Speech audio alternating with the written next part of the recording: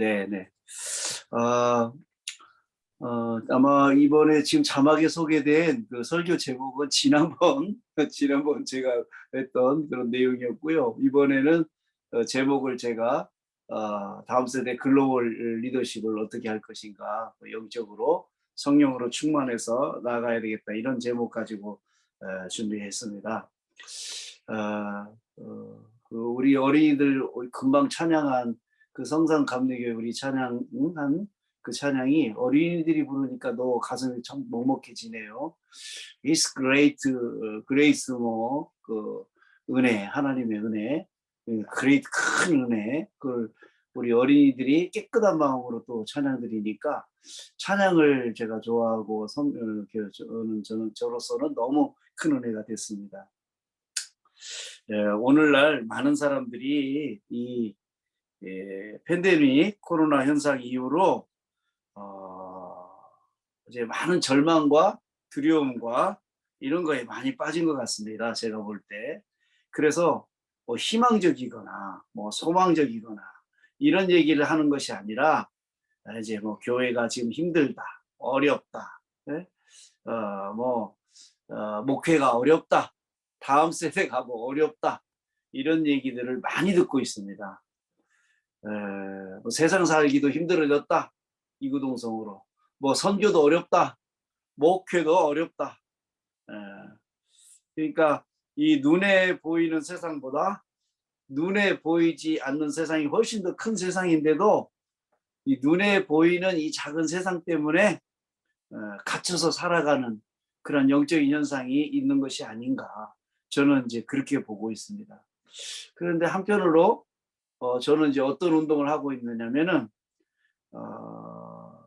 오히려 주위에 잘 된다, 그리고 잘 될 것이다, 고맙다, 또 칭찬해주고 격려해주고 이런 감사, 이런 것들이 회복돼야 되겠다, 저는 이제 목회하면서 거기에 주력하고 있습니다. 그리고 실제로 제가 사용하는 언어가 반드시 회복된다.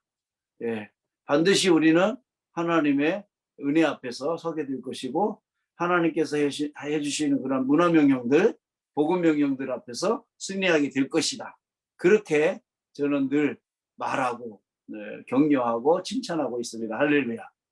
예, 우리가 하나님 앞에서 영적으로 진단해 볼 때 잘 되지 못한다, 뭐 두렵다, 낙심하다, 절망적이다, 교회가 미래가 없다, 다음 세대도 없다, 선교도 힘들다, 이런 모든 말들은 사단의 거대한 사단의 음모이고 미혹이고 이런 것들이다, 저는 그렇게 진단합니다. 그래서 예수의 이름 그런 권세의 능력으로 차단시키고 하나님의 능력으로 나가면 반드시 하나님께서 우리에게 주시는 은혜대로 잘 될 것이다, 저는 그렇게 믿고 나가고 있는 것이죠. 결론부터 말씀드리면은 하나님의 창조론을 부인하고 이 거대한 세상이 신화론으로 이렇게 미혹돼서 살아가는 그런 하나님을 떠난 그러한 세상은 언제나 힘들다. 하나님은 처음부터 말씀하셨습니다. 보라, 내가 새 일을 행하리니. 하나님께서는 오늘 아침에도 여전히 창조론을 행하셨어요. 창조의 세상을 여신 거죠. 제가 오늘 새벽에 교회 가는데도 공기가 새로운데 어제 공기와 달랐습니다. 오늘 주신 햇빛은 어제가 우리가 경험했던 햇빛과 달랐습니다. 저희가 2박 3일간 제주도에서 그 SC 전략 세미나를 열고 학생 지도부, 저희 총회 학생 지도부 합동측 그 교단에서 열고, 제가 그래서 월요일 날부터 어제 수요일까지 다녀왔습니다. 저에게 또 강의 한 텀을 또 주셔가지고 메시지하고, 그래서 제가 또 그 사역을 감당을 했고요. 그런데 어제 경험했던 그 제주도 너무 좋았지만은 오늘 경험한 다시 대전으로 돌아와서 새벽에 하나님을 만나러 가는 발걸음, 그것도 새로운 공기, 새로운 햇빛을 주신 하나님을 찬양했습니다. 그러니까 창조론을 믿고 사는 저와 여러분들은 이 진화론의 그래서 조금씩 좋아지고 조금씩 변화되고 조금씩 잘 살게 됐다. 이런 것이 다 우연히 이런 것이 왔다. 이런 모든 것이 진화론 아니겠습니까?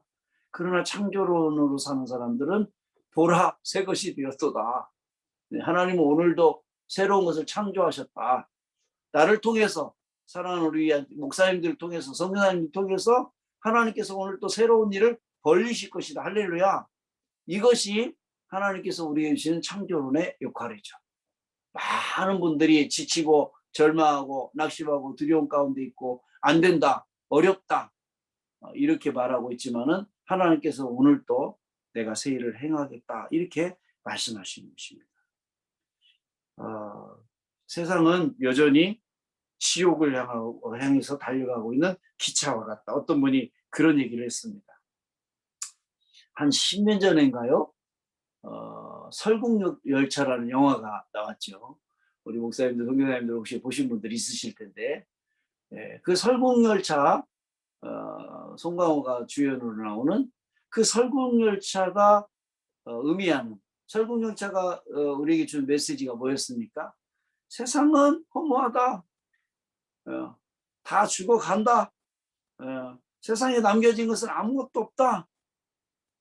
그런 것이 설국열차의 결론이었거든요.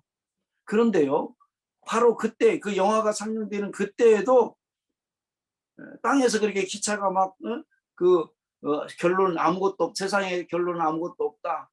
뭐 이렇게 하고 달려가고 있는 그때에도 어떻습니까? 여전히 비행기를 타고 다니는 사람들이 있거든요.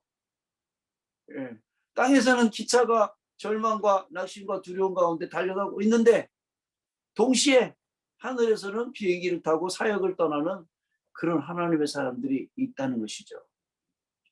저도 젊었을 때 한 15년을 이 선교에 매진했습니다. 정말 그때는 무슨 용기로 그렇게 했는지 모르겠지만 겁 없이 두려움 없이 뛰었던 것 같습니다.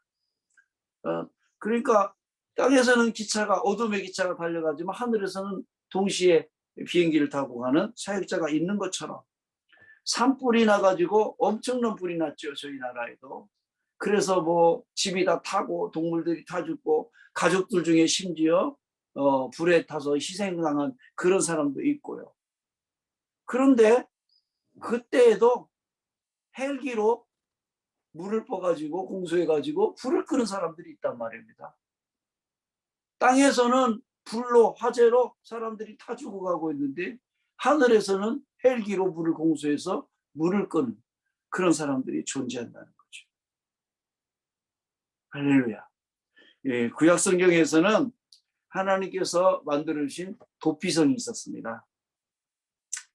세상에서는 두려움과 절망감으로 이렇게 몰아가고 있고 다 끝났다, 안 된다 이렇게 하고 있지만은 오늘 신약 성경까지 하나님께서 예수님께서 도피성이 되어주시는 그런 은혜가 있지 않습니까? 요셉은 형들에게 미움을 받아서 예굽으로 팔려갔습니다. 그때 요셉 소식을 들은 사람들이 이구동성으로 그렇게 말했겠죠. 야, 저 가문 이제 다 끝났다. 쟤 잘난 척하더니 쟤 다 이거 용용 꽃이다. 드디어 형들에게 팔려갔구나. 다 끝났어요. 이제 저 가문은 희망이 없어. 이렇게 말하였을 것입니다. 그런데 우리가 잘 아듯이 요셉은 어떻게 되었습니까? 후에 예굽에서 총리가 되고 그의 가족들 70명을 이끌어다가 그 이국에서 살게 하고 번성하게 하고 물론 그 후로 또 하나님의 역사가 또 다른 역사가 있었지만은 그 요셉 꿈꾸는 사람 요셉 한 사람을 통해서 자기 자신만 구원한 것이 아니라 그의 가족 전체를 구원하는 그런 놀라운 일이 있었던 것을 우리가 알 수 있는 것입니다. 만약에 요셉이 팔려가지 않았더라면 그런 일은 일어나지 않았던 것이죠. 우리 귀한 동역자 여러분들 가운데도 뭐 저도 마찬가지지만 우리 선교사님들 가운데도 그 땅으로 사랑하는 여러분들이 발을 디디지 않았다면 오늘과 같은 일은 일어나지 않았을 것입니다. 많은 사람들이 절망을 갖고 두려움을 갖지만 도전하는 사람을 통해서 또 순종하는 사람을 통해서 하나님의 일은 오늘 또 천천히 땅 밑에서 거대하게 아주 작은 속도이지만 지구를 돌리는 그런 놀라운 일이 일어나고 있다. 저는 그렇게 확신하는 것입니다.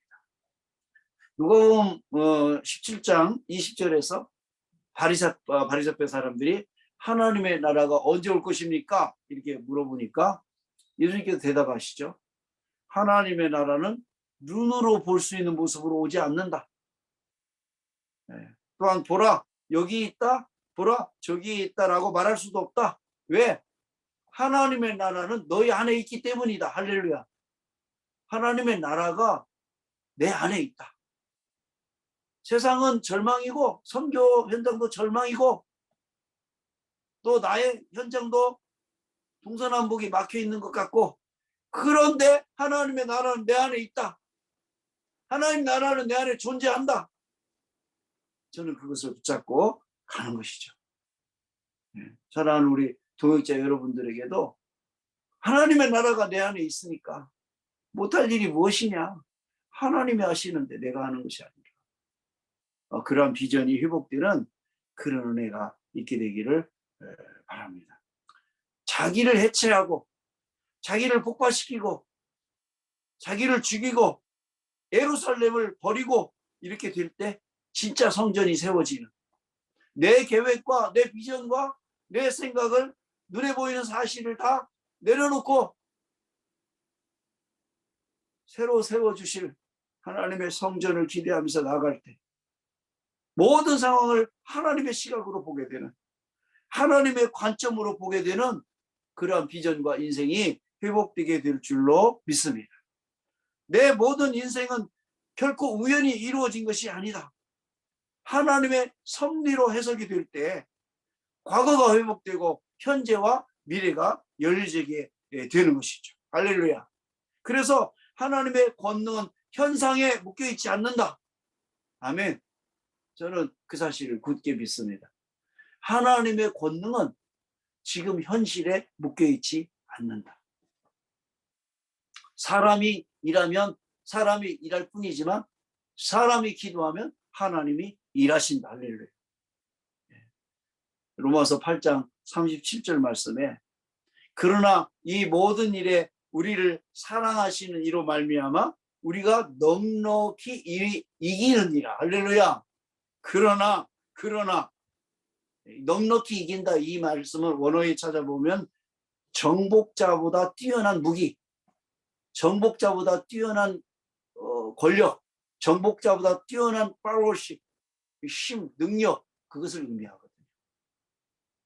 우리 사랑하는 우리 선교사님들, 동역자님들, 정복자보다 뛰어난 무기들이 있으십니까? 네. 오늘 아침에 그 무기들을 새롭게 부여받는 귀한 날 되어질 수 있기를 간절히 축복합니다. 정복자들보다 더 확실한, 권력자보다 더 확실한 능력, 하나님의 그 어빌리티를 가지고 저와 여러분들이 있는 곳에서 하나님께 영광 돌리고 오늘 아침도 새롭게 시작되는 그런 은혜가 참 있었으면, 그런 은혜가 전국 세계적인 이 네트워크 안에 흐르게 될 수 있게 되기를 강력히 소망합니다. 평안을 너에게 주노라. 세상이 줄 수 없는, 세상이 알 수도 없는 평안을 너에게 주노라. 사랑을 너에게 주노라. 세상이 알 수도 없는, 세상이 알 수도 없는 사랑을 내게 주노라. 평안을 내게 주노라. 세상이 알 수 없다. 그러나 내가 너에게 주겠다. 세상이 알 수도 없는 평안. 세상은 하나님이 말씀하시는 평안에 대해서 이해하지 못한다. 알 수 없다. 저들은 손가락질한다. 교회 다 죽었다. 코로나 때문에 교회 3분의 1 반쪽알이 났다. 교회 회복되기 어렵다. 다음 세대 어렵다. 이렇게 말하고 있는 뉴스 현장들, 이렇게 말하고 있는 그런 모든 상황 앞에서 무슨 소리냐? 하나님이 살아계신다. 전능자 하나님이 나에게 권력을 주셨다. 권능을 주셨다. 종아, 너 1대1로 나만 예배할 수 있겠니? 하나님 물으실 때 너 부흥 안 줘도, 너 사람들이 막 시커멓게 몰려와가지고 뭐 2,000명 3,000명 안 돼도 20년 사역했는데 왜 계산해 보니까 몇 사람 안 되는 것 같아도 그 열매가, 너 그래도 나만 예배할 수 있겠니? 끝까지 1대1로 나와 씨름할 수 있겠니? 나와 함께 예배하면서 그 은혜를 누릴 수 있겠니? 오늘 성령께서 저에게 물으실 때 아멘, 예, 하나님만 예배하고 살겠습니다. 동서남북의 모든 것이 가로막힌다 할지라. 제가 이번에 그 제주도 그 전략 세미나에 참여해서 강의도 하고 뭐 설교도 했습니다만은, 그 중에 한 분이 또 강사로 오신 분 중에 제가 큰 도전을 받은 분이 계세요. 울산의 우정교회 예동열 목사님이라고, 키도 자그만하시고 저보다는 좀 젊은 분이시던데요. 그분의 간증을 듣고 참 큰 은혜를 누렸습니다. 이제 그분의 전임되는 원로 목사님께서 울산에다가 4천석 성전 건축을 하셨는데 부채가 180억이었대요. 이분이 그 교회 담임 목사로 갈 때, 젊었을 때, 아무도 그 교회 담임 목사로 가려고 손들지 않는데 거의 반강제적으로 수영록교회 정필도 목사님이 가라 그래가지고 젊었을 때 4천석 성전인데 180억 부채가 있는, 이자만 9천만 원씩 한 달에 나갔다고 합니다. 그거에 교회에 딱 부임해 보니까 4천석 앉을 수 있는 성전에 200명 앉아가지고 예배하는데 젊은 사람들은 보이지 않고, 더더군다나. 그래 다행인 건 장로님들 11명인가요? 이분들이 계신데, 장로님들은 어쨌든 교회에 책임이 있다고 장로님들은 안 흩어지고 장로님들이 11명이 남아있는데 성도수 200명 남아 기가 막히더래요. 그런데 이분이 그 교회를 부임하고서 다른 아무것도 할 수 있는 일이 없으니까 아침 6시부터 저녁 6시까지 강단에 꿇어 엎드려서 기도하기 시작했다고 합니다. 아침 6시부터 9시부터 저녁 6시까지 뭐 다른 할 일이 아무것도 없으니까. 그런데 9시부터 6시까지 기도하려니까 너무 힘들더래요. 그래서 1시간 성경 보고 1시간 기도하고 작전을 바꿨다고 합니다. 그래서 1시간 성경 보고 1시간 기도하고 1시간 성경 보고 1시간 기도하고. 그런데 그러는 중에 이사야 37장 30절 말씀을 받았다고 하는데 3년 안에 내가 회복시키겠다. 3년 안에 내 약속 주겠다. 이제 이런 말씀인데 왜 이 말씀을 주시나? 그래가지고 이 목사님이 장로님들 당위를 소집해가지고 이 말씀 주셨습니다. 3년 안에 우리 교회 회복될 겁니다. 이렇게 큰 소리니까 장로님들이 자기들끼리 막 모이더래요. 자기들끼리. 그래서 아니 이 사람들이, 이분들이 왜 나를 빼놓고 당신들끼리 모이나? 처음에 기분도 나쁘고, 아니 나는 이제 안 되겠다고 생각하셨나? 네. 그렇게 오해도 했는데 어느 날 장로님들 한 분이 찾아왔어요. 목사님 받으십시오. 뭡니까? 저희 장로들이 1억씩 헌금해가지고 11억을 만들어 왔습니다. 어떤 장로님은 집을 저당도 피고, 어떤 장로님은 집도 없는 장로님은 자동 잡힌 그분한테 또 꾸고 어쨌든 그래가지고 11억을 만들어서 와서 저희들이 이 책임을 지겠습니다. 그렇게 했는데 놀랍게도 이 예동열 목사님이 부산 정필도 목사님, 천국까지 정필도 목사님 교회에 강사로 초빙돼서 어떤 세미나에 갔는데 그때 정필도 목사님이 쉬는 시간에 묻더래요. 아, 목사, 예 목사 어떻게 교회에 좋은 소식이 좀 있는가? 그러니까 예 목사님 우리 장로님들이 한 11억을 헌금하고 하면서 저한테 가져왔어요. 그러니까, 어려움이 많을 거야. 그러고 무슨 내가 좀 보태줄게 이런 얘기도 안 하시고 그냥 또 당신 강의하러 또 들어가시더래. 그런데 그 자리에 나이 지긋한 노인 한 분이 같이 앉아 있었는데 누군지 몰랐대요. 정필도 목사님 옆에 앉아 계셨다가. 근데 그분은 남아 계시더래요. 그러더니 이분이 이제 이분 예 목사님의 이제 강의를 들었겠죠. 간증도 듣고 목사님 제가 12억 빌려줄까요? 그렇게 얘기하셨. 아니 이분이 왜 12억을 빌려주나? 응? 알고 보니까 이분이 이 금융권 오너였던 거예요. 전혀 알지 못했던 전혀 몰랐던.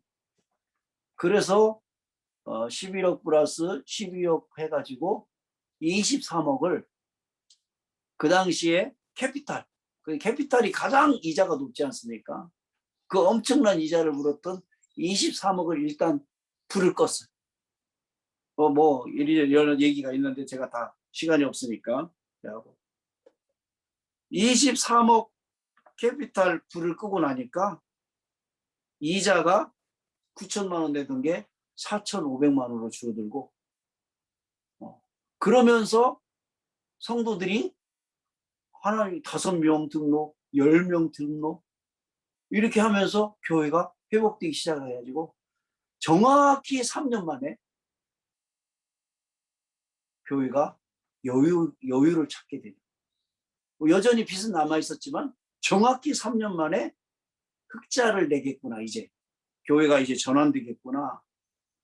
이렇게 되었다는 것이죠. 그래서 10년 만에 지금 현재 2,000명이 등록해서 이제는 그분이 그러시는 거예요. 이제 총회를 위해서도 재정을 흘러갈 수 있게 되었고 이제 선교도 할 수 있게 되고 이제 공급도 할 수 있는 그런 지경이 이르렀다. 할렐루야. 사랑하는 선교사 여러분, 저는 개인적으로 뭐 거기는 이제 뭐 좀 큰 교회니까 그리고 실화 아닙니까? 이런 은혜가 있었던 이유가 무엇입니까? 목회자 자신이 아무것도 할 수 없을 때 아침 9시부터 저녁 6시까지 하나님을 1대1로 예배하는 이것을 결정하고 강단에서 죽겠다. 근데 얼마나 기도를 했는지 환도뼈가 위골돼가지고 질질 한 다리 하나를 끌고 다녔대요. 한동안. 사랑하는 동역자 여러분, 또 저 자신도 마찬가지지만 저와 여러분들이 하나님 앞에서 요즘에 승부하고 있는 그런 거룩한 습관이 무엇입니까? 혹시 그런 습관들 있으십니까? 그럼 한번 한 분씩 말씀해 주실 수 있습니까? 그 거룩한 습관. 나는 하나님의 성전이기 때문에 유산소 운동이라도 일주일에 2-3번씩 하고 있다. 한번 손 들어 보십시오. 내가 하나님 앞에 쓰임받기 위해서 내가 성전이니까 이 성전을 거룩해 하고 이 성전에 새로운 호흡이 들어오기 위해서 뛰든지 수영을 하든지 저처럼 자전거를 한 25년 타시든지 이렇게 하면서 하나님 앞에 늘 준비되어 있는 그런 하나님의 사역자로 살아가고 있는가? 우리 자신을 한번 도전해 볼 필요가 있지 않겠는가? 늘 패턴이 똑같고 늘 10년 전 패턴, 어제와 패턴, 작년의 패턴과 늘 우리의 모습이 똑같고 인상도 똑같고 안 돼. 어려워. 선교. 목회 힘들어. 아예 교회 다 넘어갔어. 혹시 우리는 그러한 명령 앞에서 더 쉽게 우리 자신을 허락하고 있지는 않는지. 말씀을 정리하려고 합니다. 저는 그렇게 생각합니다. 성경은 두 가지 차원을 말씀하고 있다. 한 가지는 순종, 한 가지는 불순종. 내가 순종하고 하나님 말씀 따르면 하나님께서 반드시 일을 내시겠지만, 네가 불순종하고 하나님 말씀을 어거하기 시작하면 아무 일도 일어나지 않을 것이다. 중간은 없다. 천국과 지옥 중간은 없다. 구원과 불못에 가는 것 중간은 없다. 선택하라. 혹시 용서하고 들으십시오. 중간에 머물러 있는, 순종도 아니고 불순종도 아닌 중간에 머물러 있는 초이스를 하고 있지는 않은가. 나는 늘 저는 그렇게 점검하거든요. 제가 아는 하나님은 이렇게 시작하시더라고요. 신명기 28장 그 내용에, 만약 내가 내 하나님 여호와께 온전히 순종하고 삼가 내가 오늘 내게 주는 그분의 모든 명령들을 따르면 내 하나님께 여호와께서 너를 세상의 모든 민족들보다 높이 세우실 것이다. 만약 내가 내 하나님 여호와께 순종하면 이 모든 복이 너와 함께 할 것이고 너를 찾아올 것이다. 너는 성 안에서도 복을 받고 들판에서도 복을 받을 것이다. 내 몸에서 나는 것들이 복을 받고 내 땅에서 나는 것과 내 가축의 새끼, 그 소들의 새끼와 송아지들과 양들의 새끼, 어린 양들이 복을 받을 것이다.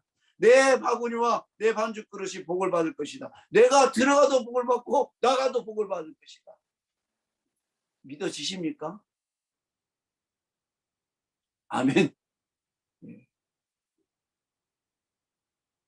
저는요, 하나님이 살아계시다면 저는 반드시 복을 받게 될 줄로 믿고 있습니다. 할렐루야. 예, 예. 저희들 자녀를 아들 셋을 주셨는데요. 첫째 녀석은 저희는 이제 저희 아버님께 배운 것이, 저희 아버님도 이제 목회자로 사셨습니다. 시골 교회 5군데 개척하시고 세우고, 그래서 제가 덕분에 학교를 5번 전학 다녔습니다. 제 마음이 막 부글부글 해가지고 고등학교 3학년 때는 마음이 부글부글해서 저 아버지를 이해할 수 없다. 그렇게 했는데 아버님이 신학교 가라고 총신대학교 원서를 사가지고 저한테 주시는 거예요. 제가 아버님 눈을 똑바로 쳐다보면서 이 원서를 쫙 찢으면서 한마디 했습니다. 아버지, 저희의 유일한 비전은 아버지처럼 살지 않는 거예요. 그렇게 아버지한테 얘기하니까 우리 아버님이 저보다 키가 크신 분인데 눈에서 그냥 습기가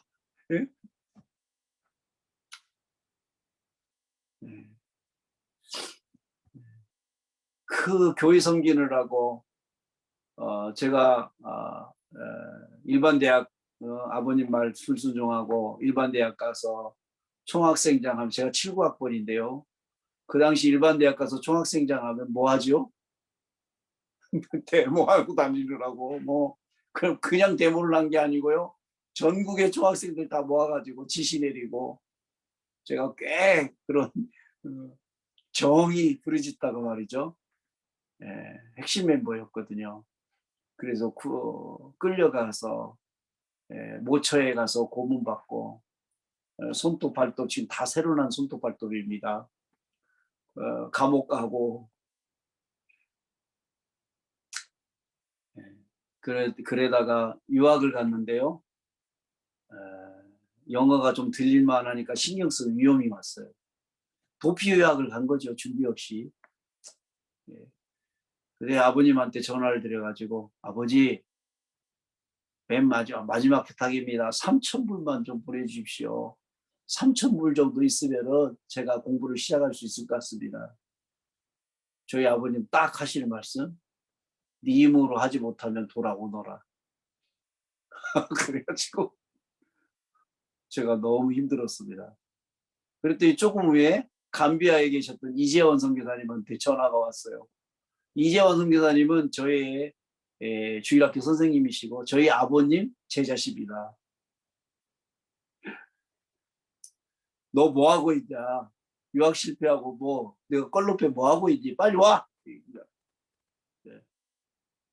그때부터 제가 선교 훈련을 받고 자비랑 선교사가 되고 살았는데요. 네.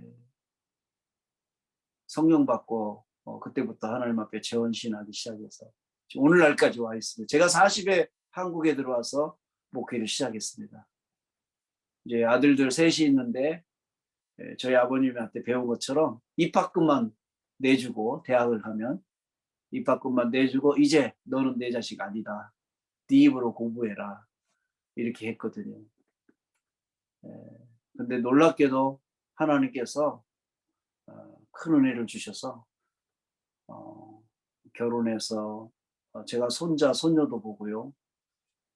지금 박사학위 하면서 인공지능 분야에서 회사도 설립하고 또 뭐 집도 어떻게 뭐 이렇게 신청을 했는데 또 오케이가 허락이 돼가지고 경기도 쪽에서도 집도 마련하고 3년 안에요. 손자, 손녀 주시고 집도 마련하고 뭐 창업도 회사 창업도 하게 하고 놀라운 일이 벌어졌어요. 3년 안에. 아니 무슨 그런 일이 있어요. 그 둘째 녀석도 직장 생활을 참 잘하고 있고요. 이번에 또 뭐 1,000만 원이 올랐다고 그래요. 무슨 그 연봉이. 저희 셋째 녀석은 지지난주에 캐나다로 유학을 떠났습니다. 그런데 일하면서 공부하는 그 유학을 떠난 거죠. 그러더니 금방 적응을 해가지고 얼마나 하나님께서 만나게 하는 사람들, 이렇게 해주는 사람들을 통해서 얼마나 평안해지. 벌써 캐나다 가더니 여기 올 생각 없는 것 같아요. 제가 물론 작전을 그렇게 짰지만은 너는 거기서 뿌리를 박아라. 너는 거기서 이제 세계 열방을 위해서 섬겨라. 제가 왜 이 말씀을 드리냐면요.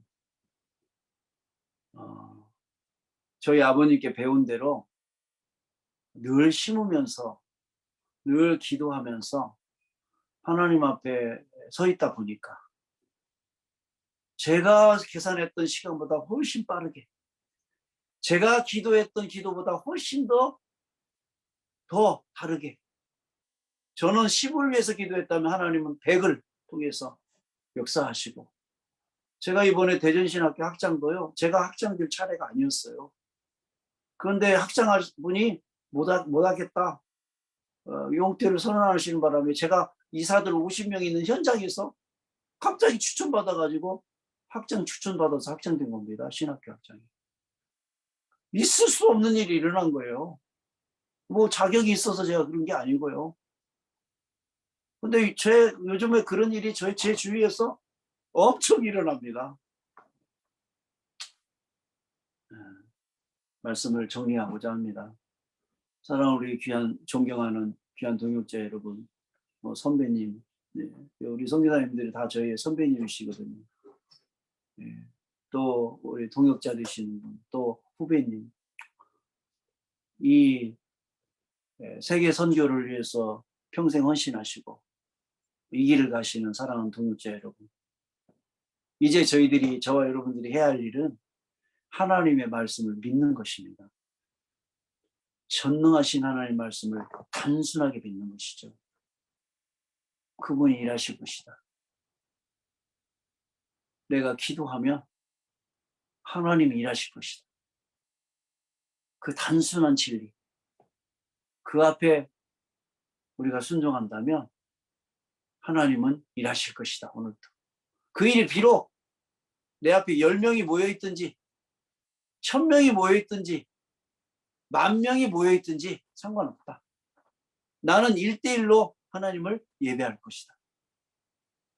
뭐 10명이 있다고 땅 쳐다보고 1,000명이 있다고 어깨 힘들어가고 그게 아니라 어떤 현장이든지 동일한 리더십이 흘러가고 어떤 현장이든지 동일한 패턴의 능력이 흘러가는 내 앞에 10명 앉아있어도 1000명 앉아 있는 것과 똑같은 그런 강력한 하나님의 내게 주신 능력을 가지고 살아갈 때 성령이 임하시면 너희가 권능을 받고 예루살렘과 온 유대와 땅끝까지 이르러 내 증인이 되리라. 오늘 주신 이 말씀, 성령이 임하시면 그 말씀, 다른 거 없다, 자랑할 것 없다, 이루는 것도 없다. 그러나 성령이 오늘 아침에 임하시면 하나님이 저와 여러분을 통해서 반드시 일하실 줄로 믿습니다. 그 은혜가 오늘 이 줌을 통해서 이 방송 안에 있는 모든 세계 열방 가운데 존경하고 사랑하는 귀한 목사님들과 선교사님들 가운데 임하게 되기를 간절히 축원드립니다. 할렐루야. 네, 감사합니다.